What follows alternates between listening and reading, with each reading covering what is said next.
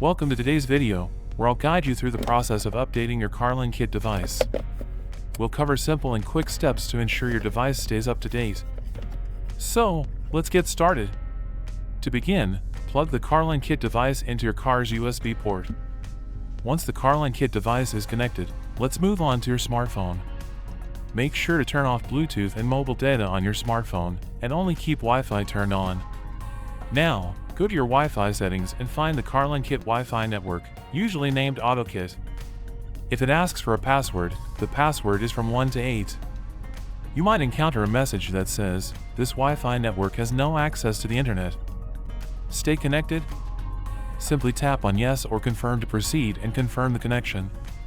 Once you're connected to the Carlinkit Wi-Fi, open the browser on your smartphone and type in 192.168.50.2. This will take you to the settings menu of the Carlinkit device. Now that you're here, locate the Help menu at the bottom of your smartphone and give it a tap. Once you are in the Help menu, scroll down to the Check Update.